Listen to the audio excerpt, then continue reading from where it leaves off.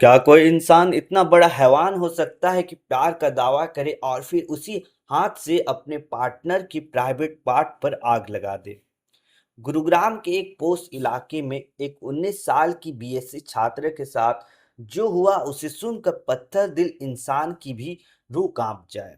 3 दिन तक बंधक, शरीर पर चाकू के वार और दरिंदगी ऐसी कि आरोपी ने उसे यूरिन तक पिलाया और इसके बाद उसके प्राइवेट पार्ट पर आग लगा दी। त्रिपुरा पुलिस ऑफिसर की बेटी के साथ गुरुग्राम के इस लिव इन पार्टनर ने मौत का वो तांडव रचा जिसे सुनकर आज पूरा देश सन है। कहानी शुरू होती है सितंबर 2025 में एक ऑनलाइन डेटिंग ऐप के जरिए। त्रिपुरा के रहने वाली छात्रा की मुलाकात दिल्ली के शिवम से। बातचीत बढ़ी, मुलाकातें हुई और फिर शादी का झांसा देकर शिवम उसे लिव इन में ले आया।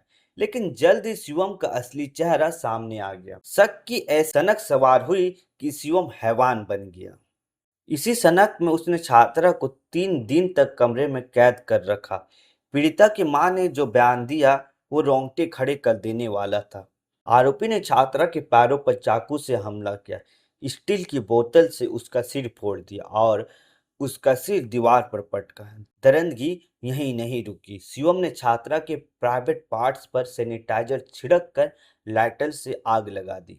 पीड़िता की मां के अनुसार आरोपी उसे इतना पीटता था कि वो दोबारा कभी भी मां ना बन सके और उसे जबरन यूरिन तक पिलाया गया। 16 फरवरी की रात जब टॉर्चर बर्दाश्त से बाहर हो गया तो छात्रा ने मौका पाकर अपनी मां को किसी तरह फोन किया।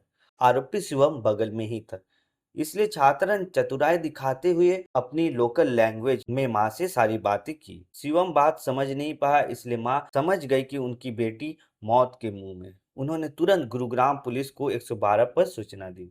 जब पुलिस कमरे में पहुंची तो मंजर देख उनकी भी रूह कांप गई। छात्रा को अधमरी हालत में दिल्ली के सफदरजंग अस्पताल पहुंचाया गया, जहां वो आज भी अपनी जिंदगी के लिए लड़ रही है।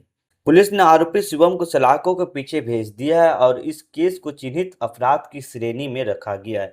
लेकिन सवाल यह है कि क्या ऑनलाइन ऐप पर मिलने वाले चेहरों के पीछे छिपी दरिंदगी को पहचानना मुमकिन है? अपनी सुरक्षा को कभी भी हल्के में ना ले।